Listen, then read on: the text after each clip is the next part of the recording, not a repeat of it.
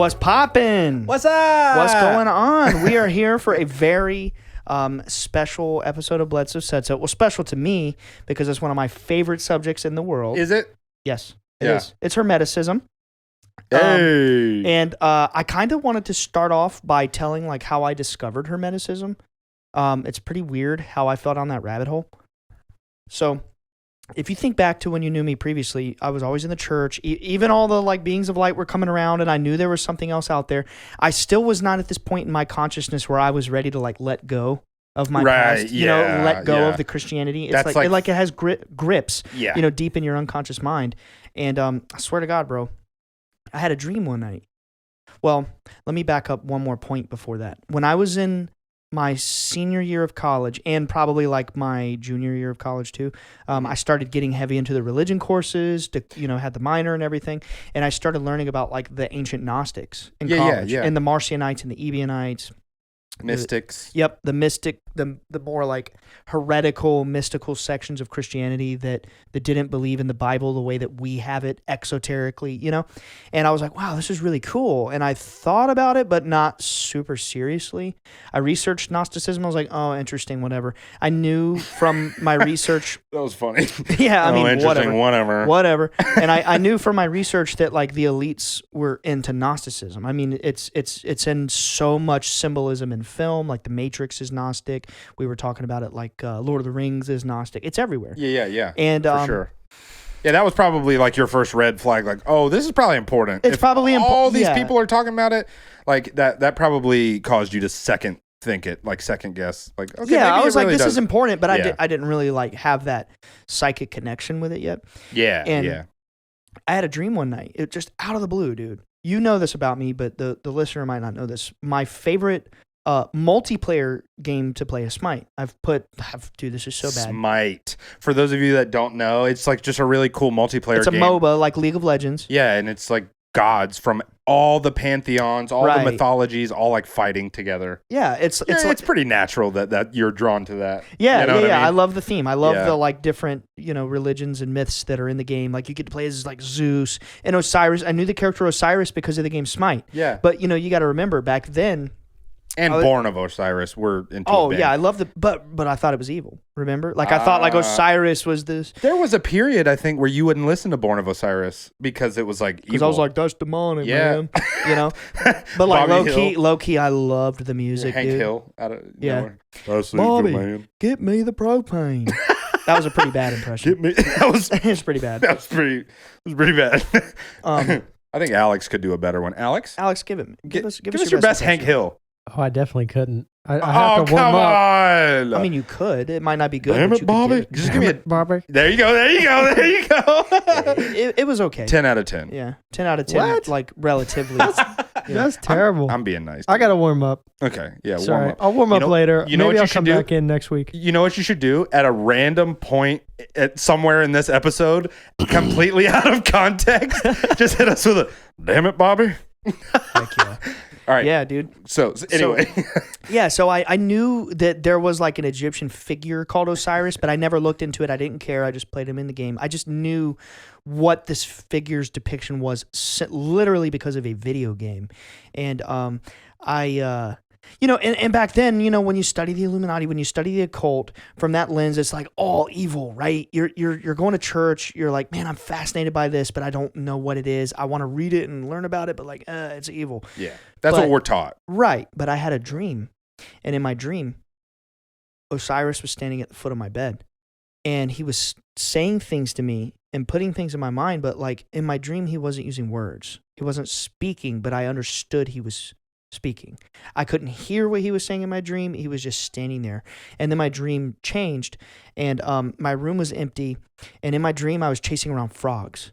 My room was filled with frogs, dude. Right. And in my dream, I finally like caught one of the frogs. And then when I had it in my hands, it died. And I was like really sad. And then it came back to life and it was reborn. And I was like happy that the frog came back to life. And when I woke up that day, I was perplexed. Like, wow, I just had a weird dream about Osiris. It's a really deep symbolic dream. Yeah, and I was like, I always thought this character was evil, and I was just like, I had to look it up, and it just plagued my mind all day. I was at work thinking about it, talking about it. I couldn't get it out of my mind. And when I got home from work that night, I finally started doing deep dives on Osiris and like the symbolism behind him and the frogs and the symbols of like death and rebirth. I didn't even believe in reincarnation yet at this point.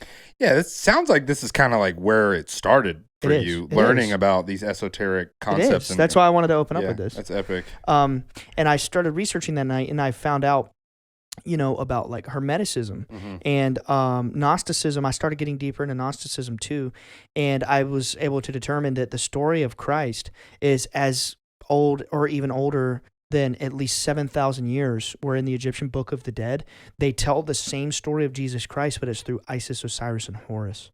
Right. Yeah. I remember you telling me about that before. And full disclosure, like we talked about, we've totally hit on Hermeticism a little bit on a few episodes, but it's still not something, like I definitely know more about Gnosticism than Hermeticism, so I'm pretty pumped for dude. This. So I started really becoming fascinated by like Egyptian mystery thought, so to speak, and I stumbled across Hermeticism, and I spent like days and days and days reading through the Hermetica, reading the Emerald Tablets of Thoth, and I stumbled across the Kybalion, which is the main text that we're gonna talk about today. And isn't there another name for it, or is it just the Kybalion? The Kybalion. Okay. Yeah. I didn't know if there was like some other. That's just one of the Hermetic writings. Okay. There's many. I got But the Kybalion is like the manual for how to understand the Hermetic writings. It's like clear and concise. Like, this is what it means. Take it or leave it. We don't care. It's like a key or a legend. It is a key. I'm gonna read. Did I do something there? It's the master key to open the psychic temple of wisdom. But anyway, so a few years passed. I had known about Hermeticism and Gnosticism, and I was all in on Hermeticism at least since 2017 at this point, just like kind of like in my secret. I'm not like talking about this with friends and family. We didn't do the podcast yet. They don't know what all this is. And I kind of learned early, like, man, people aren't open to open. Like, you're like you're like under a blanket with a flashlight learning. Yeah, pretty much, man. Keeping it real secret. I'm like looking around like, yo, is it clear? Can I crack this book open? All right. No, but like people seriously like freak out when you mention that you're studying something like that. Let alone they catch a whiff of the word occult. Yeah, they think it means evil. Oh, yeah. They think occult means like black magic or dark. Yep. It doesn't. Exactly. Fun fact, do you know what the word occult literally translates from? What it means? Remind me. It just means, you ready? It's like hidden? Hidden. Yeah, okay. Yeah, secret. Yeah. Not visible. My whole life, I thought that it meant like belonging to a cult. Right. You know what I mean? But it doesn't. It has nothing to do with that. Yeah, it's interesting. Like even in astronomy, there's this phrase, actually Hal Pavenmeyer, the NASA guy who had been coming to my house for 11 years, he wrote a book called something like Occultations of the Moon. Like this is just a term, like occultation. To occult something means to hide it, to make it secret. So, that's all the occult is. It's the secret knowledge. The beings, the truth of this phenomenon that my family experiences and what we've been through, it's inherently occult. Mm-hmm. It's hidden from society. I mean, we're making it not hidden now. Yeah. Through this project, we're kind of like low key, bruh. We're kind of like low key, bruh. Low key, we're kind of like at the tip of the spear of disclosure. Hey. Anyway, that's a hot take. Yeah. But I love the confidence there. Yeah, man. Well, I mean, we're doing cool stuff. Yeah, we're doing some pretty cool stuff. We're doing cool stuff. And it all boils down to the New Age drip. Oh. Okay. Just gotta get the little finesse. By the way, the day I have high hopes that this happens, but the day that we have a shirt that says New Age drip on it, I'm gonna feel like a new man. Oh, dude, yeah. I'll feel like a new person. It'll be a new age. I see what you did there. Yeah, man. So, a few years later, actually, this was last year. This was 2020. I kind of like finally had the courage to go out there, and I was like, you know what? I'm gonna start doing some interviews because I started to get asked by people. I started growing a following on Twitter. We had talked about the podcast, but I was not in on it yet, and I was like, you know what? it's not going to hurt anybody. So I did an interview, and next thing you know, I was like, wow, I really enjoy this. Like it's really therapeutic for me to like speak to people who actually want to listen to what I have to say. Cause no one ever wants to listen to what I've had to say my whole life. That's exactly what you were telling me in the moment. Like while it was happening, you're like, dude, this is great for me. It's therapy. Like low key, dude, like my throat chakra was probably closed. Yeah. You know, like if you want to get all metaphysical, because up until this past June when we launched this podcast, I've never really been able to speak my truth. Like nobody in my, I mean, you know, me and you have conversations and us as friends, but like everyone else in my life, like family, other friends, like I could never fully be my genuine self because I had the weird alien shit. Yeah. I have these fringe beliefs. Mm-hmm. I don't just like open the Bible and that's all I believe. I was the guy in my family who was curious about the astrology and the chakras and this and that. And, it is funny, like the dramatic pushback that people have to stuff like that. They're like afraid of Don't it. talk like, about that. Yeah, it's just shut like your mouth. It's like I don't want to hear about that. Yeah, it's pretty wild. So last year, 2020, I started getting into like doing other people's interviews, and I don't know, man. Like at this point, I've done close to 20 other interviews, like other shows, other radio programs, podcasts, et cetera, et cetera. Like even before we did our own, and one of them in particular, I did. You ready for this? It was, I'm going to give him a shout out. His name is Andy McGrillen. He's a very nice individual from Scotland. And he has a podcast called That UFO Podcast. Now, I know the date particularly for this reason. It was March 17th that I went on his podcast. March 17th of... this year? It was 2021. Okay. Yeah. I did my first interview December 2020. I was going to say, because March 2020, the world was on fire. No, it wasn't then. I did my first interview December 2020, and then from here on out, it's all been 2021. So gotcha. March 17th, 2021, I went on That UFO Podcast. I never in my life thought I was going to tell the Osiris dream publicly. I was like, people think that's weird. They're not open to it. Yeah. Surprisingly, they are. I was very shocked to hear how receptive people are to what we talk about on the show. Honestly, man, I was nervous as heck. If you remember, oh yeah, y'all had to hype me up to record episode 0. We had to. It's funny. Me and my wife Casey, we were just talking about that a couple like days ago. How far we've come. Yeah, I thought people were gonna hate it, and you know, it's like when my dad went on TV, we were treated like such subhuman trash. The ridicule we received, I don't know. I'm just amazed that I'm at a point in my life where I can finally, for the first freaking time, like say what's on my mind. And you know, it's like it's helping a lot of people. I never thought that would happen. It's incredible. It's a beautiful thing. Sorry to get all sappy, but oh my God, are you kidding me? So I went on that show March 17th, and for some weird reason, dude, you know how we do this. We don't like script this. It's off the cuff. Yeah. When I go on other interviews, I've only ever come into an interview prepared with notes for one, and it was Tinfoil Hat. Mm-hmm. Dude, it's literally like top 50 podcasts out there. It's huge. Yeah. And they requested like just have 8 talking points. So I was like, oh man, remember you helped me rack my brain. Like, yeah. But like this podcast, I went in blind. I didn't know what we were going to talk about.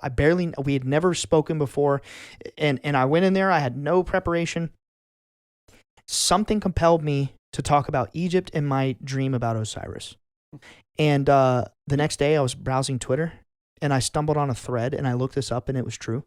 In ancient Egypt, March 17th was known as Osiris Day. Dude, because I'm not shitting you. Alex is looking it up. Yeah, look it up. March 17th. It was the day. I believe him. We talked about this before. I'm just confirming. That's epic. It was the day that the ancient Egyptians venerated the life or like the birth, death, and rebirth of Osiris. But also, dude, it's spring. It's life coming forth. The generative principle of reality. Spring is when this earth realm, whatever you want to call it in the Matrix, spring is when all the life comes forth. Yeah. You know, that's what Easter is truly about. It's about the generation of life in nature. Isn't it same day as St. Patrick's Day? Yeah. Yeah. The Green Man. It's St. Patrick's Day. What? The Green Man. Yeah. Osiris is a Green Man. Yeah. What? Yeah, dude. The synchronicities. Yeah, sorry to blow your mind, Nick, but the 17th is St. Patrick's Day. Shut up, Alex. I hate you. That's funny, man. Yeah, but no. So that was crazy. So I had this dream about Osiris, and I was like, oh my God, like I really have this this connection to Egypt. And like literally the female entity who approached my father, she literally said, "My name is Hathor. The true hidden god is Amun-Ra." So I'm like, isn't that crazy that I had a dream about Osiris? And I started getting deeper into the Hermetic mysteries and really reading them and really trying to understand them. And I have determined, like, Ryan Bledsoe believes this is the truth. Hermeticism. It's the ancient wisdom that's been occulted from every culture. Like, the Rosicrucians, the Freemasons, and I've chatted with them about this. This is not something I'm just speculating. This is something that I have been told by many different members of similar and various occult societies. And like the master key to all secret knowledge is the Hermetic wisdom from ancient Egypt. And dude, like, I had another crazy dream. This was so random, but I had a dream that I was still back at my kung fu school, and my sifu had a mortar and pestle, and he was crushing up a purplish blue flower, and he crushed it up into a paste, and he had some hieroglyphs in his hand. And this was so weird. It was so specific, but he said, if you eat this phoenix flower plant, that's what he called it in my dream. He crushed it up, and he said, if you eat this phoenix flower plant, you will be able to understand the hieroglyphics on this tablet. And they were glowing in my dream. The symbols were glowing. Whoa. Dude, so that dream was several years ago. A few months ago, I woke up out of bed and I checked Facebook, and I had an advertisement for a plant that I had never heard of called the blue lotus flower. And I started researching the significance of the blue lotus flower. And it turns out the ancient priests of Ra would mash it up and consume the blue lotus flower because it was like known, especially near the Nile, I think, where it grows. It was known as like the sacred plant of Amun-Ra. Whoa. It's not a psychedelic. It doesn't make you like trip. I was going to ask. I actually did, low-key. Like, I bought some Blue Lotus online, and I mashed it up. Me and Alex, we put it in our tea. You had it, right? Oh, yeah. No, he told me about the dream, and so I went on and I bought so we actually bought it. some. Anything to report? Not really. I mean, I don't think extremely vivid dreams. Yes. Really? I can't recall the dream in particular, but it was very soothing. It was like, I mean, tea before bedtime is anyway. Yeah, sure. But I basically didn't grind. They were already kind of cut up like tea leaves. Put them in, steeped them for about 10 minutes. Ultimately, I just don't think we did enough. Yeah, because I think that's I don't think we did enough, because all I experienced with the little bit of blue lotus flower that I had was my senses were extremely I don't mean to say extremely. They were very slightly heightened. Like, I could hear details in the room that I'm not consciously paying attention to, like every little creak, every little crack, every little gush of air from the AC. I just felt a little more aware of it. But I was totally me. I wasn't like in any way altered. And I was like, maybe if I took more, the whole purpose of the flower anyway is it's supposed to help you like lucid dream. It's not a hallucinogen. It's a okay. natural aphrodisiac, sleep aid, and anxiety reliever. Ooh. Wait, aphrodisiacs? You're saying it could help with tantra? Oh my God. Exactly. Is this going to be the new crystal? I was literally about to say, is tantra the new crystal jar? Because behind the scenes, yo, don't. Ryan just keeps making tantra jokes, and it's so funny. I stumbled onto a Twitter thread about this. About tantra? Yeah, and the guy was saying, like, dump the tea leaves into wine. You hear that shine in my voice when I say that word? Tantra? I don't. I don't hear it. Put the tea leaf or the flower into the wine. The leaves, because it's kind of like a tea. It's like you make like a tea out of it. When you buy it, or when I bought it, it was already like tea leaf powder or no, like I'd say loosely ground up, almost like pulled apart. Like there was petals and there was like plant matter. Okay. This guy was saying put it in wine and steep it and just let it sit out overnight, and then you and your partner drink the wine. And he was like, yeah, just try it. Now that sounds like a little bit more of a profound effect. Yeah, that sounds a little Dionysian, if you know what I mean. That does sound pretty Dionysian. Yeah. Shout out Daddy Dionysus. Shout out Daddy Dionysus. Don't shout. Don't do that. Okay, so for anybody who doesn't get the reference, that's actually Nick's streamer name is Daddy Dionysus. He's really getting into Twitch streaming now. And full disclosure, I just want to say this publicly. I that was like a throwaway name. I just happened to make my name that, and now people call you Daddy. Yeah, I did not anticipate that. I didn't anticipate. What were you thinking, dude? I just thought it was like a silly, funny name, and Daddy Dionysus. in my delusioned brain, I thought people would call me Dionysus, but I very quickly learned people don't know how to pronounce that, and so they just. I know call what me you were Daddy. thinking. I know what you were thinking. What? Call me daddy. Shut up, dude. No, it totally was not like that. In fact, I very much don't like that word being used in that connotation. It's just like weird, but I don't know. yeah. I think it's hilarious. It is now. It's funny. Now it's Yeah. like a funny meme on me because Well, you realize you just probably made it worse, right? moving on. You know, you deserve it. Moving on. You've made so many We're moving on memes now. out of We're me. just gonna It's your turn. Phil. Double down. Yeah, Okay. Yeah. I'm just gonna. Anyways, daddy chill.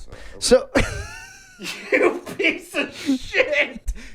That's not a joke on here, okay? That's not catching on. Daddy chill is not catching on. He's getting a. Hey. It's not catching on, Alex and Ryan. It's not. We'll I let won't allow it. we'll let the people decide. Oh my god, I can't. Moving on. I'm gonna put my mic over here. Anyway. I hate you guys. I was being vulnerable, and I was like, this kind Bro, of it's bothered. funny. It's harmless. Yeah, it's pretty funny. It's funny, man. Jesus, You're being so bashful, dude. You're like This is supposed to be the You're- episode about the most like profound occult wisdom of all time, Then freaking talk about it. Then. and somehow Move on then. I love this podcast. Move on. Anyway, I know. so Move on then. Okay. okay, I'm gonna pick back up. So I had another dream. I studied with a Rosicrucian, and he said a word to me, and it triggered me to start having dreams. He said the word neter. I had never heard of this before, and he told my dad, and he told me the beings your family are experiencing are the neter, and I was like, what does that mean? And I dove down into that, and it's like it's the ancient form of Egyptian religion, particularly like Cometian, like the people of Kemet, ancient Egypt, and it was the concept that neter, nature, those words are very similar. If you study like the etymology, but neter or the neteru, they're like the true depiction of the Egyptian gods. They're not gods. They're not like these deity figures that like throw lightning bolts and shit. But they're in reality they're like the forces of nature. They're different aspects of consciousness. And when he said that word to me, it triggered. First of all, I started having these dreams. And that triggered a dream in me, and in my dream I saw a garden, and there was a gate around the garden, and when I walked into the gate, when I looked at the gate, there was this black fog around the gate, like around the garden, I mean, and it was like I couldn't see through the fog, but I knew there was something through the gate that I had to get to, and there was a crowd of us looking into the garden. When we opened the gate and I walked in, the fog lifted, and I saw that the entities that my family experienced were truly just they were part of the garden. They were facilitating life. They were nature spirits. I was just getting ready to say they were like they were nature spirits. I don't ever remember hearing about this dream. Ever. I know you have a lot of them. I have a lot of. I still. But that one is wild. Yeah, and I started like really digging into and full disclosure.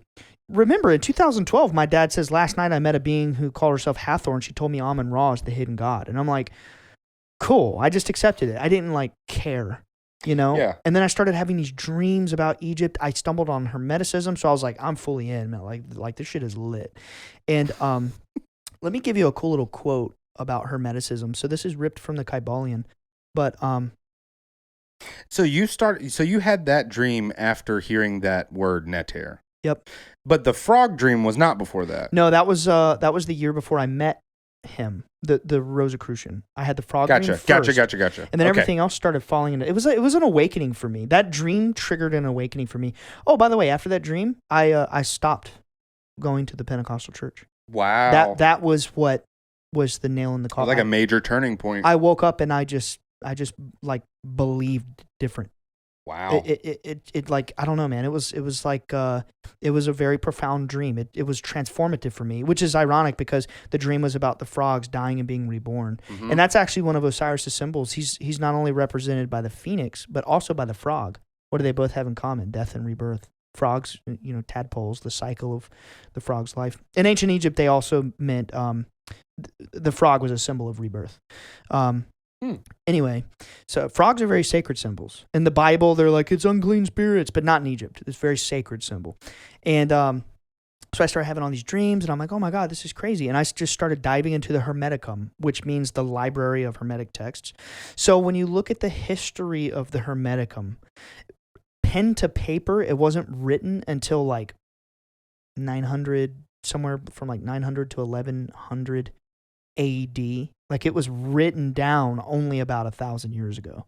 But it's been transmitted orally through these priestly class secret societies like the Templars, the Cathars, the freaking, the Rosicrucians have been around. They're in the Da Vinci Code. Seems like most of these esoteric texts are passed down verbally, orally for the first many generations. Yeah, because it's like secret knowledge. It's right. They don't want the knowledge to get into the hands of the profane. And keep in mind, back then the Vatican was like literally killing people. If you were if you were caught talking about stuff that was outside of what the Vatican wanted you to be indoctrinated with, you were killed. Yeah, and if you had it written, that's a literal paper trail. Like, So So like these texts aren't thousands of years old, but they're believed by many, if not most, to be like the authentic wisdom and mystery tradition of true Hermeticism. So the concept behind Hermeticism, I'm going to go a little deep. The concept is that it is the one true secret spiritual science. I didn't make this up. It's not new. It's a very ancient belief system that now is, because of the internet, it's becoming more popular. The Freemasons, the Rosicrucians, the Hermetic Order of the Golden Dawn, Hermetic Kabbalah, I'm trying to think of the Ordo Templi Orientis, Helena Blavatsky, I think Rudolf Steiner, I'm not so sure on that one, Edgar Cayce, all of these like supremely psychic and occult individuals, all of them are pulling from Hermetic. Dark occultists, light occultists, it doesn't matter. All sorts of like spiritual light or spiritual knowledge, the Bible, every exoteric religion, the wisdom comes from Egypt. So Hermeticism is the concept that what if there was one universal spiritual science that's been transmitted through every age, and like its light is shining into all of the major religions, but when you synthesize all those religions, you trace back all of their spiritual wisdom, it comes back from Hermeticism. It's actually believed to be even older than Egypt, like in the times of Atlantis, like before we were physical beings. So it's like Hermeticism is the middle of the Venn diagram of all religions. Yeah, or you could say it's like the cap of the pyramid. It's the true spiritual knowledge. It's Gnosticism comes from it. And what it is it's the teaching of the 7 laws of the universe. It's like Hermeticism is very plain. It's like, we don't really care what you believe about reality. You're wrong. It's basically like, these are the 7 laws of the universe. If you understand these laws, you can change the matrix. I didn't make up the whole consciousness matrix thing. It comes from Hermeticism. Okay, so that's why I say that. It's Hermetic. I guess I always thought that started with like Gnosticism. Nope. It's the other way around. Gnosticism comes from Hermeticism. Wow. So Hermeticism introduced the idea of like collective consciousness. Yeah. Alchemy, alchemy, and like especially in the Renaissance era, there was an explosion of alchemical knowledge. You have writers like Paracelsus. I can't think off the top of my head. I can't think of all the alchemical writers that are like really big. You even have people like René Descartes, very famous French philosopher / mathematician. He was into alchemy. Sir Isaac Newton. He did one of the translations of the Emerald Tablets of Thoth. No way. Yeah. Isaac Newton? Yeah. He was either a Rosicrucian or a Mason. I can't recall. Whoa. Yeah. That's in the Da Vinci Code too. Oh, come on, man. Isaac Newton. Dude, it's good, man. I'm gonna check it out. It's good. You should. And bro, come on. An apple falls from the tree. Oh, now I understand gravity. The apple. It's Adam and Eve. The forbidden knowledge. Oh wow. Yeah. Forbidden knowledge. Wow, that's wild. Yeah. Remember Assassin's Creed? Remember this? Yeah, that was they were searching for an apple. That was the first place my mind went. Is like the first few Assassin's Creed games are all about finding the apple of Eden. Yeah. And it's low key, kind of like the Philosopher's Stone. Like yeah. It's like the same concept. The Philosopher's Stone comes from Hermeticism. I have my book in there, the Kybalion. The symbol is the Philosopher's Stone. Oh, on the front. Yeah, that's right. It's on the cover. Yeah. So Wow. I'm gonna read some pretty sick quotes from it. But like for example, here's an example of like the verbiage and the language of the Hermetic teaching. Yeah. So should we go over those 7? Should we? Oh yeah. Okay. Oh, Cool. trust cool, me, I cool, fully cool. intend to. Sweet. We're trying to teach the truth, man. Sweet. Yeah.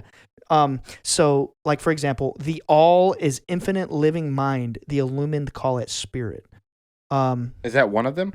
That's just one quote of the Hermetic. Oh, language. that's not one of the laws. That's a quote. No, that's the first law. But I'm reading a quote. I'm gonna go Gotcha. in depth with the laws. Say it one more time. Say it one more time. The all is infinite living mind. The illumined call it spirit. I'm going to explain. Here's another great one. You ready? Remember you said key earlier? Yeah. With the master key in his possession, the student may unlock the many doors of the mental and psychic temple of knowledge and enter the same freely and intelligently. The Hermetic philosophy is the only master key which will open all the doors of the occult teachings. The usual explanation of Trismegistus is that Hermes was the greatest philosopher, the greatest priest, and the greatest king. He's known as thrice greatest because he's the first person that humanity in this present incarnation like knows the legend. Hermes Trismegistus is the true Merlin. He's the true Dumbledore. He's the true Jesus sage. Christ. He's the sage. true He's sage. the original sage. Yeah. He's like he's the human incarnation of Metatron. He's like, Enoch from the Bible. Mm-hmm. Same person. Really? Yes. Yeah. That's the secret, bro. He's the scribe of the gods. It's a myth. It's everybody had a version of Hermes Trismegistus. Oh, and I it's see. the embodiment of the archetype of the sage that brought the spiritual wisdom to humanity, and it's been passed down for aeons and aeons. But the original archetype is Hermes Mercurius Thoth Trismegistus. Thrice greatest is what Trismegistus means, and thrice greatest meaning he mastered the mind, the body, and the spirit. The true occult teachings of how to reach higher levels of consciousness through mastering, like meditation, fasting, inner alchemy. They had an ancient understanding of spiritual psychology, Carl Jung. I'm pretty sure got it all from Hermeticism and Gnosticism. Had to have. Yeah. Yeah. Gnosticism, the principles of Gnosticism are pretty much the same as Hermeticism, but they add a bunch of like Greek flair. Mm-hmm. It's like the Greeks take on Hermeticism, Gotcha. or like Plato. Right. Plato was writing about the priests of Atlantis. So Hermes Trismegistus, nobody's really sure if he was a real person or is it the archetype that through this knowledge you can reach illumination. Right. But the god Thoth from Egypt, the god Hermes from Greece, and the god Mercury from Rome, they're all three. They're the same being. They're the same being, but they're synthesized in the different religions. It's always like, that they're the god of like magic, the scribe of the gods, like Enoch in the Bible. He was the scribe of the gods. Yeah. So what the Egyptians did was they merged those three identities into one archetype: Hermes, Thoth, or Hermes Mercurius Thoth Trismegistus. Right. So that's what that means. Yeah. It's Thoth, Hermes, and Mercury. They're all the same. And then I'm assuming Trismegistus is it means thrice greatest. Or thrice greatest, yeah. Thrice greatest, yeah. So it's a moniker for like multiple meanings. Three deities, one like being that's synthesized by these three deities. Yeah. Or because remember, like Rome, Greece, Egypt, they weren't all that far off from their belief system. Yeah, they're extremely similar. Rome took from Greece, Greece took from Egypt. So Yeah. they were all very similar. Straight up. Yeah, like for example, back in the days of Rome when Jesus was around, one of the top cults was the cult of Isis, which is an Egyptian deity. Yeah. So like, anyway, you get into like the lore behind Hermeticism, and you get into like Freemasonic lore, and this is what they're learning is Hermeticism. It's crazy. Yeah, it's funny because in mythology, like Dionysus went to Egypt, and also the Egyptian, I guess, was it Osiris, went to Greece. Like literally, they both. It's the same person. Yeah, it's the same story. There's so many parallels between those three: the Greek, the Egyptian, and the Roman. Yeah, it's because it's low key the same shit. It's the same story. Yeah, and there's this concept of the Emerald Tablets of Thoth, which is a very short writing, so to speak, but it's very good, and what it's about is, how can I put this? It's about Okay, so like this will be relevant. So when I was in high school, when I was in chemistry class, I remember learning. There was one slide on the first day of chemistry. I'm talking 11th grade, dude. I didn't know Yeah. about all this. Yeah. You know, all I knew was my dad was on TV for seeing UFOs. But I was a teenager. I didn't know all this occult knowledge, and I was whatever. I had never heard of alchemy. And I think I saw Full Metal Alchemist when I was like 8 years old. That was the only exposure to the word, you know, the original Full Metal Alchemist. And I remember my chemistry teacher on the first day of class, she had a slide on alchemy, but it was like, you know, it was like the origins of chemistry. This is where it comes from.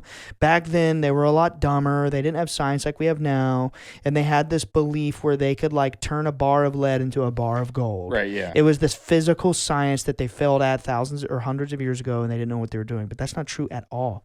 What alchemy truly was the spiritual science taken from the wisdom of Hermeticism. And it was about taking your consciousness, which when you're born, when you're manifested, it's lead, it's crude, it's rough. It's the square in the Philosopher's Stone, right? Right. Yeah. Yeah. We talked about that in the last episode. Yeah. Yep, it's crude. It's, Sure. You know, or metaphorically, it's lead. And then through the quickening process, or you could say, you know, quicksilver, it's another word for mercury. Yeah. You break it down through like letting go of your traumas, mental alchemy. We could do a whole episode on that, but it's the steps to reaching higher states of consciousness. Essentially, that's the shortcut version. You refine that spiritual crude lead that you're born as into a higher state of being, or gold. You know, in ancient Egypt, gold was believed to be the most mystical metal. They thought that it harnessed the energy of the gods. Yeah. Yeah, bro. That's why Epstein had gold on the domes at his temple. Oh, for real? Yeah. Ugh, what Yeah. a creep. Yeah, like in What's Alex up, is getting excited. No, not about the Epstein thing. There was gold on the top of all the pyramids. Really? That's what they believe. That's why they're missing. Isn't the Dome of the Rock gold, or am I getting that confused? I don't know. I think it's gold. The Dome of the Rock, like, do you know about that? Like, where like the story of Abraham and Isaac when he was going to go sacrifice Isaac. With that location, there's like a feud between Islam and Judaism because, Right. you know what I'm talking about? Right. I'm Yeah. pretty sure the Dome of the Rock is gold. Yeah. I can't recall. I don't really look at the exoteric religions anymore. I'm just not interested. But I mean, ultimately, that gold was it was like the easiest accessible precious metal at the time. Yeah, they didn't have the equipment needed to like reliably find other precious, you know, like metals and gems and crystals. Dude, is that your first crystal joke? No, it's definitely not my first. It's not your first? I don't know. No. Yeah. But I had a really good quote. I had a really good quote from the Hermetic text. You ready for this? Yeah. Another one. And this policy of careful dissemination of the truth has always characterized the Hermetics, even unto the present day. I don't have my glasses on. I'm sorry. The Hermetic teachings are to be found in all lands, among all religions, but never identified with any particular country, nor with any particular religious sect. You ready for this? This because of the warning of the ancient teachers against allowing the secret doctrine to become crystallized into a creed. Crystallized into a creed. That's from the Kybalion. I should have just let you go. I know, man. I should have had faith. You should have had faith. I should have had faith. So people out there like, why do they be talking about crystals so damn much, dude? Anyway. They just literally seem to come up in every single one of these esoteric metaphysical concepts. It's like, yeah, I'm finding crystals everywhere. Everywhere. Like even DNA. Yeah. All of it. It's all For crystals. sure. Everything's crystals. Let's see. I don't think I have any. Oh my God, I have an idea Yeah. For a meme that you should make. What? You know the one with the two astronauts where it's like, wait, so Always it's has just been? blank? Yeah, always has been. You should be like, wait, so everything is crystals, and put pictures of like DNA and like everything. Always has been. The sad thing about that That'd be is I've funny. already used that format. You can do it again. I can? maybe? I get a Yeah. redo? Life, death, and rebirth. That's true. I said deaf. Deaf. Deaf. Damn. Yeah, so let's get into the 7 laws of Hermeticism. You ready for this? Yes. Okay. The first law, the all is mind, the universe is mental. Now, from the perspective of the Hermetic texts, when they say the all, what they're referring to is the totality of collective consciousness. Okay. Not just Earth.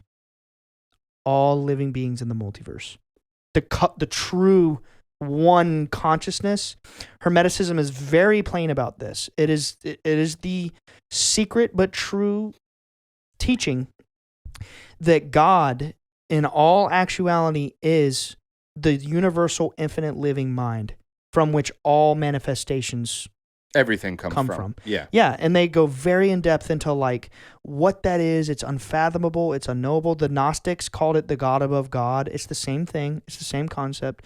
The Gnostics had a spin that this world is a prison, but the Egyptians, the Hermetics, taught like it's actually more like a game.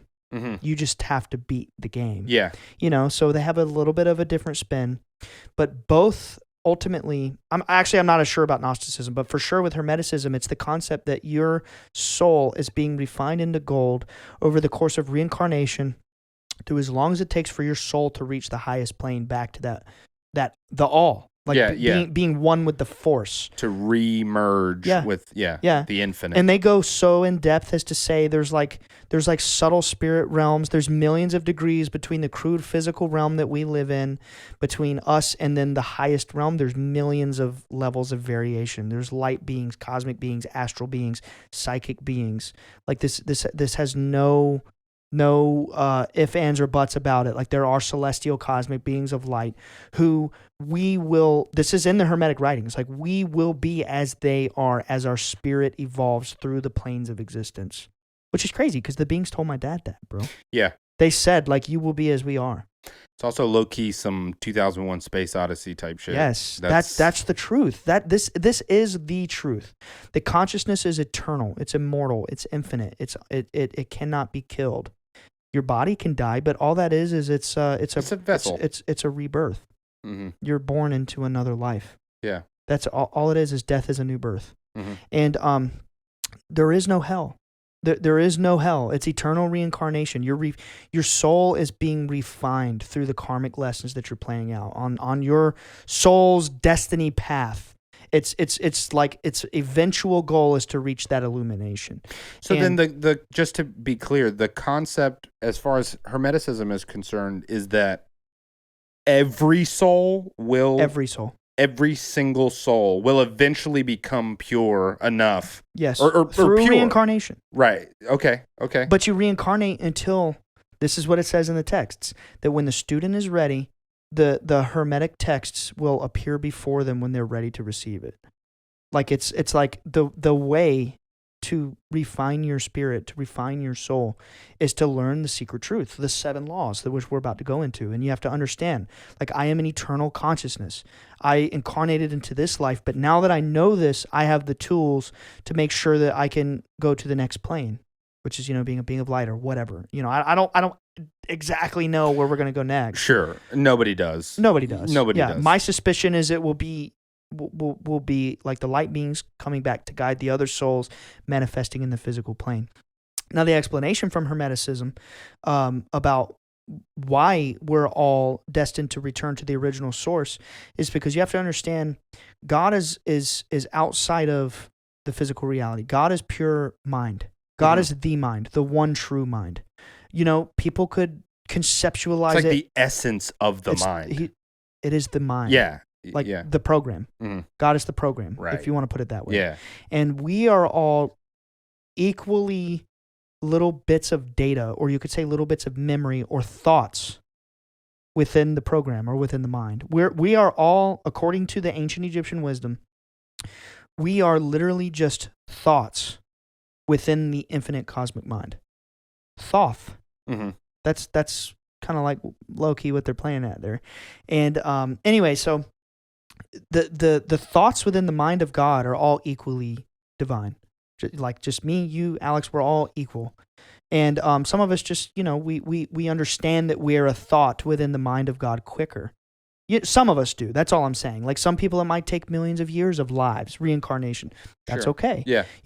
And then they go so far as to go into depth about how like everything that physically manifests is because of these principles. So the second principle, everything is vibration.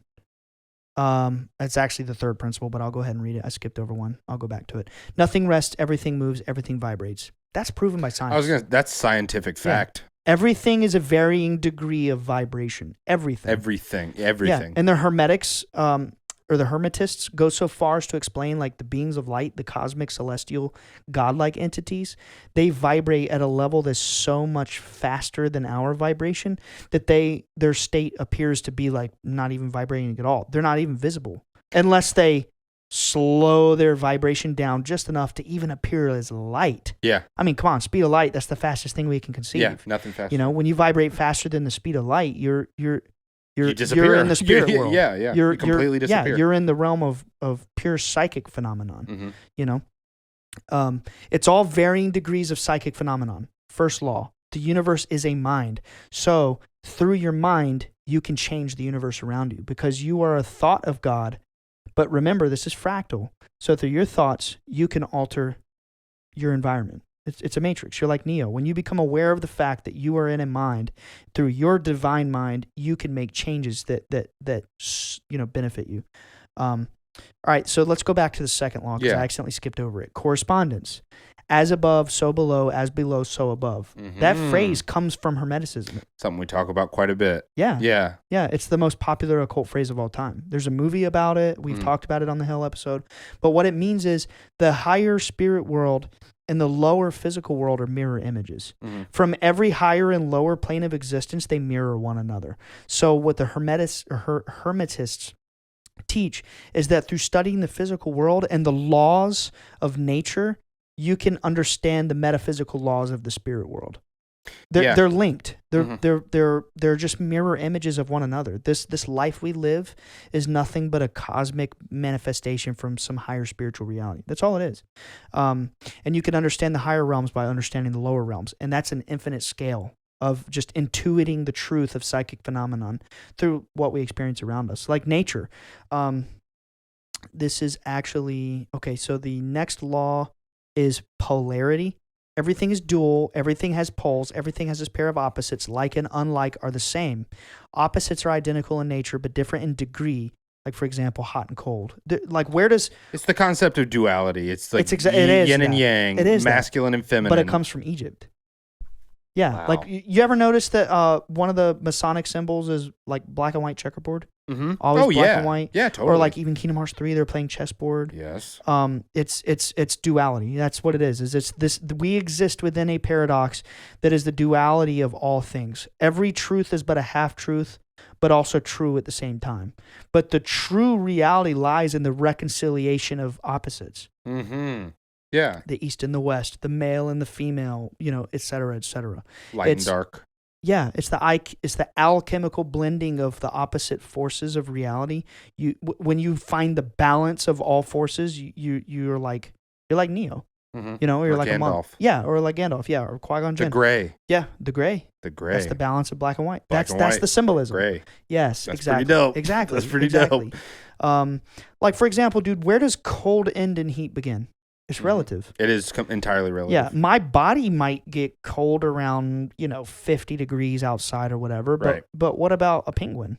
That's hot to him. Same as light and dark, really, because yes, sure, you could light a candle in a pitch black room, but is that truly like a bright room? Is that truly like a source of significant light? It's relative. Right. You might be able to see something this close in front of your face, but move it a feet further. It's entirely relative. Everything in reality is relative. Right. Yeah. And see, humankind has lost its spiritual knowledge. Like we've been so far removed from the ancient Atlantean times where, we had all the knowledge. Mankind has become so ignorant that all we know is like what the scientists tell us. Right. We've forgotten the spiritual truths, Yeah. But science has failed our world. Yeah, it's a System of a Down. We quote that song all the time. Yeah. Spirit moves through all things. Bro, you know what? Born of Osiris covered that song. I know they did. And it is so good. So good. Yeah, if anybody hasn't heard, that's an awesome song. Yeah. Science, originally by System of a Down. Born of Osiris does an awesome cover. So good, so good. It's all about how, exactly what you're saying right now. How, science, but spirit moves through everything. Spirit moves through all things. Yeah. So just to kind of throw this out there, the Hermetics concept of spirit is existing within the pure realm of psychic phenomenon. Because remember, the universe is a mind. Yeah. We live within a mind. Mm-hmm. So the spirit world is what's in the psychic realm. Mm-hmm. Things that are not physical. We're so arrogant now as a species that all we see and interpret with our five senses, we've forgotten the sixth sense, the third eye. It's grown weak. It's like we don't as a species know how to connect to that third eye. That's why I want to teach people that. You know what I'm like low key realizing is that like when you're a kid and you're learning about like remember the first time you heard of like a soul and you're like what is that or like or heaven or eternity of all these things, and it's funny because you talk to like the adults in your life whoever they may be and you're like so what is this, and they tell you like it's a good place. You're like but like what is it, and whatever. And they're like, it's kind of complicated or whatever. Yeah. This is literally reconciling the exact like explanation for what the soul literally is. Yeah, it's the truth. It's the manifestation of the collective mind. It's like you're a tiny piece of this big mind. Like, yeah, that's exactly it. It's so wild. And that's so wild. You're on an. I'm just realizing that like. What we're reading through right now is like explaining all of the unexplained things, all the questions I've had throughout my life. Like I've always thought that about like heaven, like, okay, yeah, but where is it? Everybody always asks that. Yeah, but like, where is it? Like it's in another realm. It's it's back being one, being a part of the all. Exactly. It's everything. It's everywhere. It's you know what I mean? And it's wild. This is so crazy. Yeah, dude. I mean, you ever heard the term hermetically sealed? Maybe. Maybe not. Yeah, it means something that's like sealed perfectly tight, nothing can penetrate it or like leak out of it. Oh, it comes from Hermeticism. I don't know. Hermetically sealed. I don't think I had. It's like a scientific term. Hmm. Yeah, but the next law is gender. And what it means is gender isn't everything. Everything has its masculine and feminine principles. Gender manifests on all planes. So you could think really like mundane here for a second. It's pretty obvious it takes a man and a woman to make a child. Mm-hmm. Now think of the spirit world. In every substantial level of reality, there is a manifestation of masculine and feminine forces creating reality. Mm-hmm. Everything. Right. Bro. You mean like masculine and feminine energies. Forces, energies. It doesn't just mean man and woman, like you're right, to be like a real spiritual person you have to be a woman that's like man, like that's not what it's saying. That's actually what dark occult groups twist it to mean. They twist it to mean like literally you have to be like the opposite gender. That's not what it's saying. What it's saying is like even as far as divinity, there's a masculine and a feminine aspect. Right. There's the fatherly forces of nature, and then there's also the motherly nurturing, like generation of life in nature. Like Earth is the womb, but the sun is the generative principle that gives the light and the energy to sustain things. Nature itself is male and female. Mm-hmm. Dude, even plants breed in nature, male and female. Yeah, I mean it's nature. It is nature. It has aspects. Yeah. It in itself is dual. Mm-hmm. And there are creative and destructive forces, and that's the yin and yang. But it also manifests as gender. It does not mean physical sex, but right. A thinking person would understand that the physical world is a mirror image or a reflection of the spirit world. So us being divine beings with that spark or that consciousness of the one living mind, we also manifest as male and female physically. Mm-hmm. We're like playing out the spiritual laws in our little mundane life. And then the next law is rhythm. Everything flows out and in. Everything has tides. All things rise and fall. The pendulum swing manifests in everything. The measure of the swing to the right is the measure of the swing to the left. Rhythm compensates. Wow. So you could call it karma. But also it's the concept that this matrix we live in, this game, this reality, whatever, it has a rhythm to it. The rise and fall of nations. Mm-hmm. Your life goes through highs and lows. Everything in this reality has a rhythm to it. It just can't be escaped. It's a fact of life. Mm-hmm. Nobody every day of their life just has a good day. Yeah. I always say, like, one of my mantras I've adopted throughout life is like, you can't have good days without bad days. Right. It has to be that way. But the measure of the swing to the left is the measure of the swing to the right. Mhm. This reality is on a cosmic rhythm. And then the final law is cause and effect. Every cause has its effect. Every effect has its cause. Everything happens according to law. Actually, this one's more realistically karma. Chance is but a name for law not recognized. There are many planes of causation, but nothing escapes the law. Chance is but a law not recognized. There is no chance. There is no luck. There is no coincidence. All the bullshit from like materialist, atheistic science, the Darwinian stuff, it's not true. There's no truth whatsoever. You ask any occultist this, they all believe in God. They just have a different spin on it. Every single one of them. Yeah. None of them believe that this is just some accidental universe and life just like sprung forward. That is indoctrination. The truth is there is a higher spiritual realm. It's the eternal mind. It's the program from which, everything in reality comes from. And every action that you do in this matrix will have an effect upon you. It will have a reaction. It's like Newton's third law, dude. Like if I was to punch the wall, it hurts my hand because it's a physical object coming into equal and opposite reaction. I punch the wall, but the energy from my punch is going to be reflected into my body equal as hard as I punch the wall. It's the same with the spirit world. Wow. When you do things to people, good or bad, over time, it will reflect on you. You cannot escape the realm of cause and effect. It's actually known in occult circles as the causal realm. So there are subtle realms that exist. This is a multiverse. So there's the psychic realm, there's the physical realm, which we're in right now, but your consciousness is in the psychic realm, literally animating a body in the physical realm, but then you also have the light realm that your spirit essence is in. There's so many planes that you're manifesting on at the same time. You're also in the causal realm. You're a cosmic mind, right? So when you do things to people, you're affecting them and therefore yourself on the causal realm. There is karma. It can't be escaped. I don't care what anybody says. Sorry. Yeah, I mean, it just be like that. It just be like that. It just be like that. And that's what the Hermetist, dang, I keep wanting to say Hermetics, but the Hermetists keep, hammering down is like the master magician who understands the 7 laws of Hermeticism and knows what they mean and intuitively connects with them and like absorbs them and understands, like, dang, we live in the mind of God. Mm-hmm. We're all thoughts of God or memories, or we're in his dreams, or whatever you want to conceptualize it.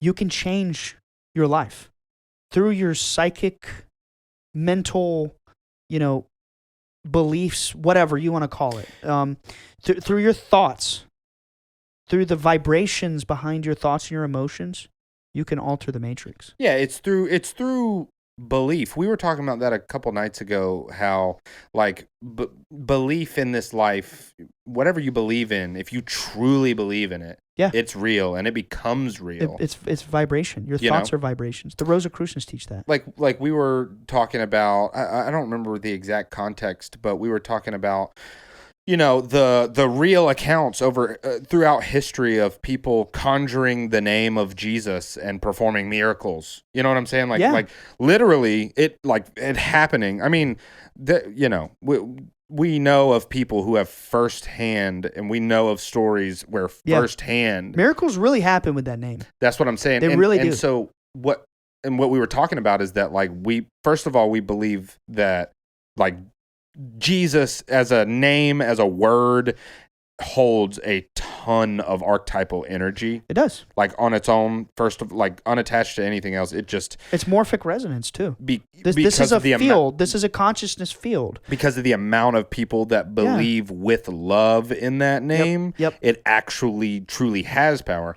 But the other thing that we were talking about is if that individual truly, like, unconsciously and subconsciously believed that by saying that it would perform whatever miracle it was they were trying to perform. If they truly believed it would happen, then it would, because I've had people ask me, just people who are more like fascinated with this type of stuff, like Hermeticism and all the stuff that we talk about, and that try to reconcile it with Christianity and with the things that happen within Christianity. They'll ask things like, well, okay, if if Jesus, let's say he isn't, exactly the literal things that the Bible says that he is, like the savior of eternal everything, whatever. Then how come these miracles can happen, just by speaking his name and that kind of stuff? And you want to hear something crazy, we bro? did like a little thought experiment. This popped into my head. Edgar Cayce. Remember we did an episode about him, episode 12. Yeah. He's like the most prolific psychic in human history. And one of his profound psychic readings was that Jesus Christ was the latest incarnation of Hermes Trismegistus. I forgot to say that. What? Yeah. What? Yeah, man. That's why I talk so much about Jesus. I'm not trying to like push church on people, but like I would feel guilty if I didn't allow people to, understand in some way that through the morphogenetic field. I mean, the force is real. It's all around us. It's the psychic plane. It's the true spirit world. And the name Jesus carries energy in that world, in that spirit world, the realm of causation, because the billions of souls over the last 2,000 years who have charged that name with energy, and with belief and with power. Mm-hmm. But that's why words like, like Satan or something have power, because people believe it and they fear it. Right. It's the fear that creates. But bro, remember Harry Potter? What did Harry, the chosen one, teach everybody? Don't fear his name. Right. Yeah. It has no power. He was the only one that just said it. It has power because you fear it, dumbass. Literally. You know what? I've just read all the Harry Potter books and watched all the movies for the first time, a year and a half ago. Loved them all, by the way. Loved them. They're great. Incredible. They're great. Yeah.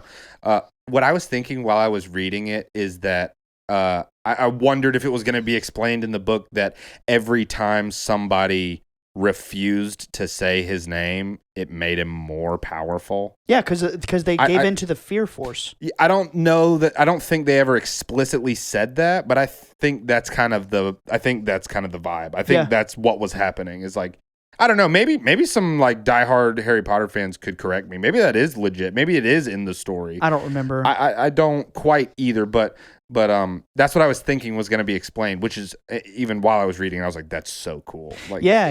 He's an egregor in that respect. He was. Yeah. He was an egregor. Yeah. And his soul split into fragments too. That was, there's a lot of esoteric. Bro, the first book is the Philosopher's Stone. Yeah. Yeah, and it has real Masonic legend. Oh, dude, his godfather, Sirius Black, the dog star, Anubis, guiding the chosen one on his journey. Anubis guides Osiris into the realm of the underworld.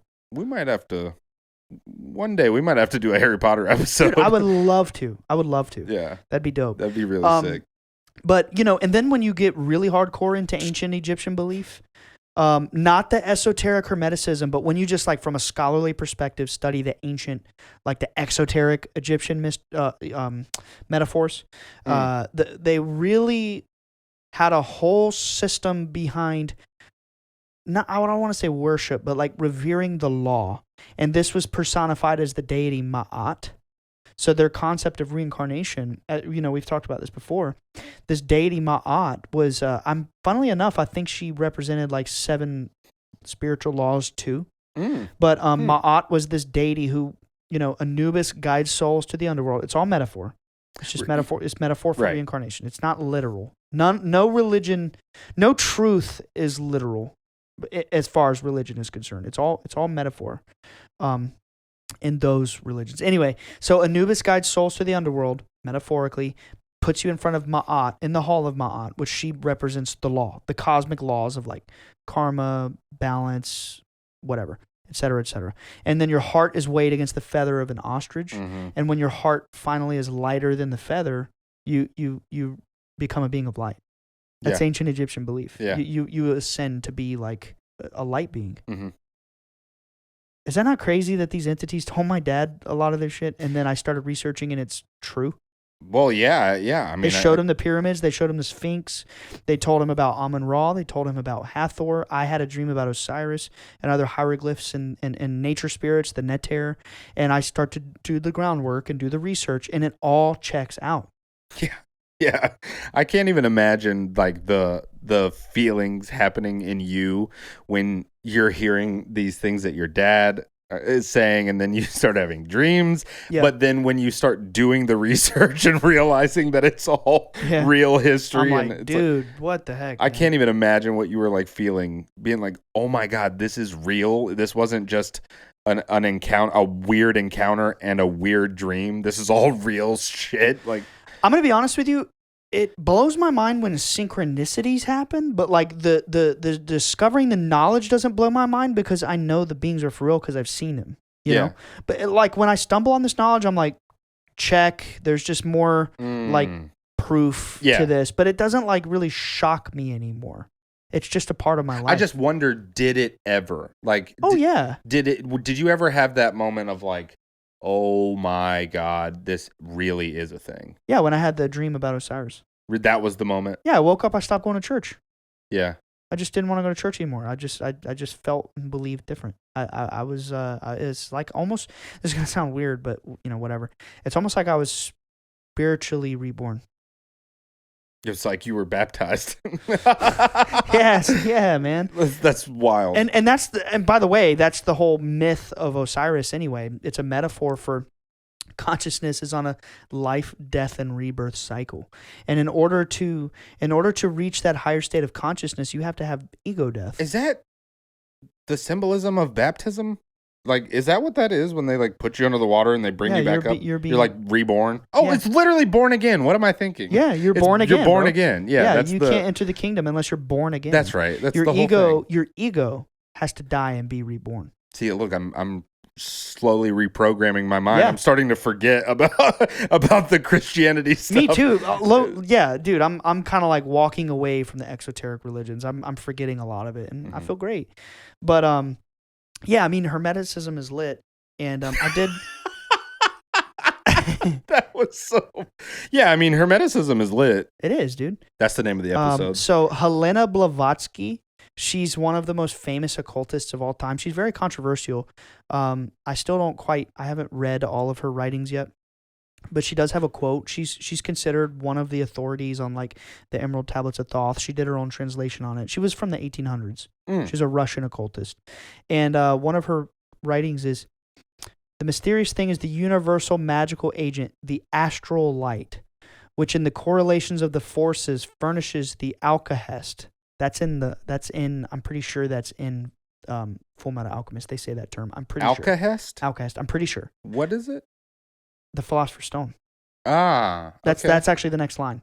She says, which in the correlations of its forces furnishes the alkahest, the Philosopher's Stone, and the elixir of life. Hermetic philosophy names it Azoth, the soul of the world, the celestial virgin, the great Magnus, etc. It appears to be that which gives organization, the maze of force correlations and form, i.e., you can see this exemplified in the perfect geometry of nature. Like snowflakes have geometrical shapes, flowers have, the whole spiral math, Da Vinci cones. Code. I learned that from the. You're hyping me up.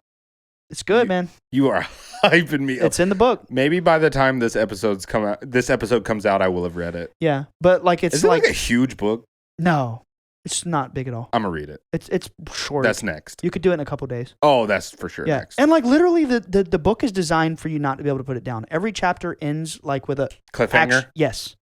I love it's it. a constant. You're gonna love it, and dude, it's like one of the best selling fiction books of all time. I don't know like, what I was. Might as well just I got to It's really do it. good. Yeah. So like all this Philosopher's Stone talk that I have, all this like this consciousness matrix, like I created the term consciousness matrix because for me it's like, how can you talk about this reality being a game or illusion with a term that's very obvious that we're referring to the spirit world? So I was like, oh, consciousness matrix. I love the movie. It's about consciousness. Boom, I fused the two. And I really like that people are running with that. That's kind of cool. But it perfectly explains what we're talking about. I mean, in the simplest way possible. But like that. Plus, it sounds epic. Yeah. But like, it's the concept of the great work.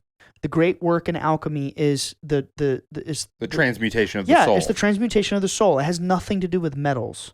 Right. It has nothing to do with metals. It's purely about the soul. The great work is breaking down the parts of your ego that hold back the development of your consciousness and being reborn as a being walking the path of illumination.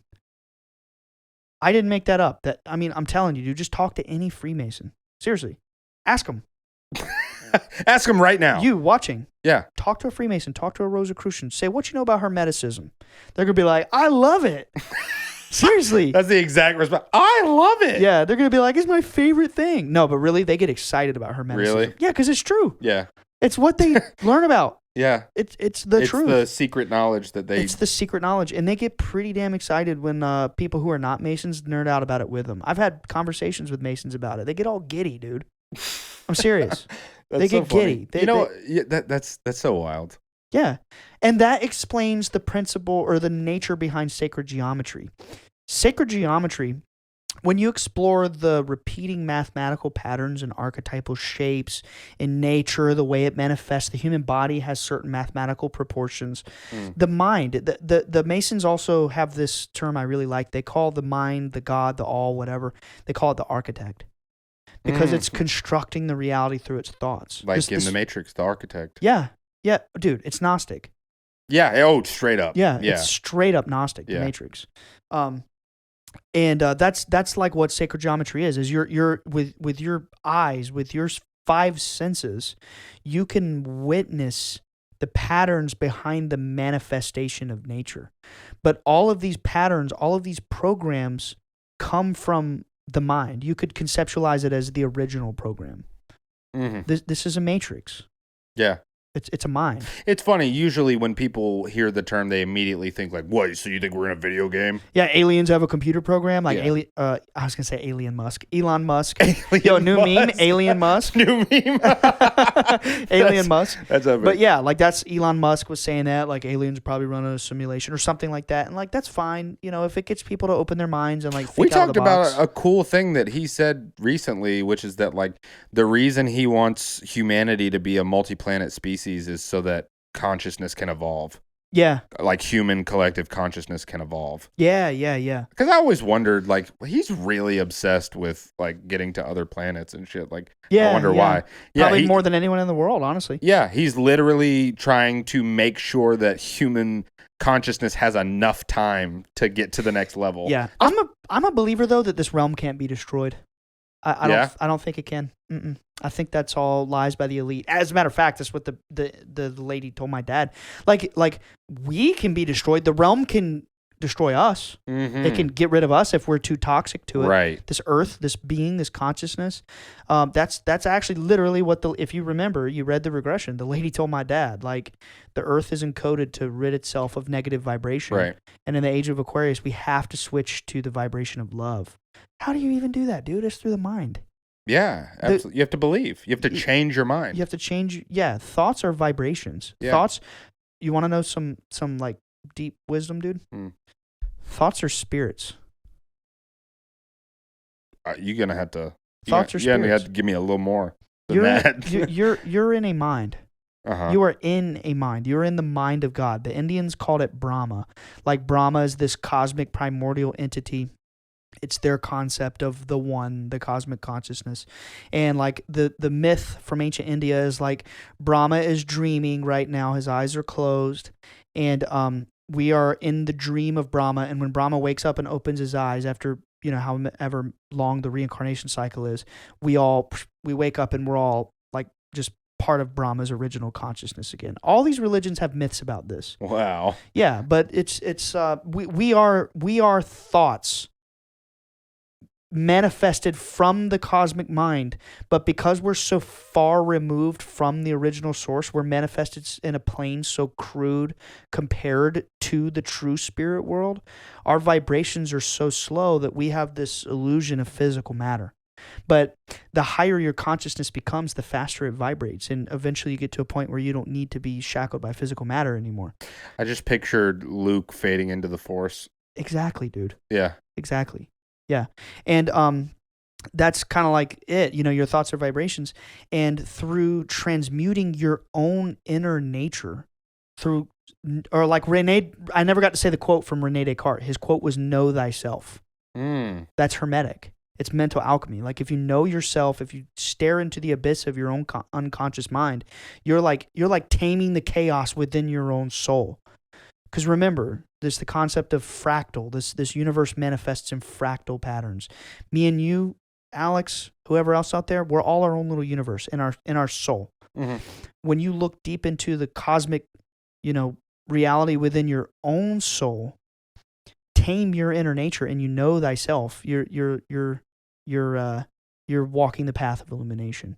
It's through your thoughts that you change your vibration. Thoughts are like spirits, and if you pay attention to positive thoughts, positive, affirmations, I love myself, I love other people, you switch your negative thought patterns to be more positive. It's almost like if you're like a religious person, you could think about it like you're inviting in clean spirits. You could call it that. Yeah. Thoughts are spirits. Thoughts have wings. That's the Rosicrucian term. They're vibrations. Thoughts have wings. Thoughts have wings. That's really cool. Yeah. Damn. What? This is a wild episode. The staff. This is such a wild episode. The staff you see on hospitals with the like serpents, the snakes and the wings. It's the staff of Hermes. It I means did it's know that. transmutation. I did know that. It's transmutation. Which like they're healing. Yeah. Yeah. Do you know what the two serpents represent? Mm-mm. The masculine and feminine forces rising up your spine. Ooh. Oh, like the chakras. Yeah. Whoa. Keep in mind, if you see the Baphomet, which was more of like a dark. That's like the goat creature. It is, but it has a black and a white serpent going up its spine. Look at the image. I never knew that. Yeah. That symbol is all about alchemy. Remember, on its arms, it says Solvet Coagula. It's the alchemical principle of breaking down your consciousness and being reborn into a new being that is illumined with spiritual wisdom. But I really don't know how much more I could say about Hermeticism. I mean, there's so much history behind it. There's the whole Corpus Hermeticum, which is the various writings. One text I really enjoyed was the Divine Piemander, which talks about like the archetype of Osiris being this cosmic dragon entity. It's all metaphor. It's all about like, manifestations of crude matter. Is mander like a Latin suffix or something? I'm not sure. It sounds. First thing I thought of was Charmander. And I was like, Charmander. He's kind of like a dragon. He is a dragon. He is a dragon. He becomes one. But it's a highly it's a touchy subject for Pokemon fans because he's not technically a dragon type. People are mad about that. Oh yeah, that Charizard's not a dragon type. Really, dude? I'm over here mad that like the world is like being lied to, and people are mad that Charizard's not a dragon. Yeah, dude, come on. Super pissed. Oh my god, we got some work to do. we have some work to do. We got some work to do. We have some serious work to do. No, but like I guess what I want to impress upon people is you have to understand you are in a mind, but you are a part of that mind. You sprang forth from that mind. You manifested from that mind. You are a psychic phenomenon. You're just inhabiting a body that vibrates at a very slow rate compared to like the higher realms. Through your mind, you can change your vibration. You can change your life. It's the law of attraction. That comes from Hermeticism. It's the concept that you're a being of psychic energy, your aura, your soul, and whatever your state of vibration is, positive or negative, you're going to attract that experience. Because remember the Hermetic laws, rhythm and cause and effect. It's simple. If you have positive thoughts, you're going to attract positive experiences. You can manifest positive change in your life simply by your thoughts. Oh yeah, I mean, I entirely believe that, and that's like, it's so funny because that's not even like a fringe thing anymore. Yeah, like manifestations, not even or affirmations, manifestations. Like honestly, I see more people now believing that than ever. Even people who don't believe in, fringe things at all. Like it's not even really a fringe thing anymore. People are just like, oh yeah, totally. I say affirmations every day, and it manifests good things in my life. Exactly. You achieve what you believe. Now, you got to be grounded, and you can't just think like, I'm going to be a billionaire and become that. Like, then you get into the mental alchemy, and you have to learn to dissolve your ego and like, are you really trying to walk the path of illumination if you think you can just abuse the spiritual laws to just like get rich? It just doesn't work like that. It doesn't work like that. No, you have to transmute your own inner nature, including what you think is best for your soul, your experience in this little realm that we're in. Mm-hmm. It's like, it's not about being rich. It's not about being successful. It's not about this or that or what you think you need. It's about finding joy. It's about finding true love in this life. You come here to learn to find love and to share it abundantly with other people. Most people don't do that. Most people are not abundant. They don't just give for the sake of giving, you know? But if you have energy, if you have the resources to help someone and change them, and it's the model of abundance. It's another like law of attraction type thing. If you attract, or if you think positive thoughts and positive, you know, words and vibrations and things like that, and then you freely share positive energy with other people, that's how you change the matrix. It's what Jesus said. Yeah, and I think Give. Yeah, I think like the confirmation that is for that is like there's nothing more gratifying feeling. Nothing feels more real or more like important than being nice to someone or like loving someone or showing somebody love. Yeah, like changing their life with just love. Yeah, nothing feels as good. Nothing feels as good as love, being loved and loving. Nothing. That's the esoteric mystery of what Jesus Christ said was the two important laws: love God and love your neighbor. Mm-hmm. Give to your neighbor. You know, you can change people's lives just with positive thoughts, positive words, and positive deeds. Yeah. What time are we? I don't even really. I think we're good. Yeah, I think we should end it there. That's, I mean, Good thoughts, good words, good deeds. Yeah, no better place to end it. Good thoughts, good words, good deeds. I'm good with that. Did we make a crystal joke? We made 2. Oh, good. Okay. I like how now we're like making sure we check that box at the end of the episodes. we get flamed when we miss them now. Yeah, I mean, honestly, it's our burden now. It is. It's our burden to bear. It's our cross we have to bear. And honestly, I'm all right with it. Yeah. I'm cool our with crystal cross. Yeah. That's our crystal cross. I'm just thinking about you like hanging up on an amethyst cross. I'm gonna buy you a crystal, like a cross necklace made of amethyst. I would love that. That'd be sick. Or like, yeah, an amethyst or a clear quartz. I would actually wear that. I really would. That'd be pretty dope. I wonder if that's out there. It's gotta be. It's gotta be, dude. Yeah, it's out there. Yeah, it's gotta be. Well, on that note, I'm going shopping. I'm finding me a crystal cross. Get me one while you're at it. I will, man. I'll get us all one. Cool. Bye, guys. Bye, guys.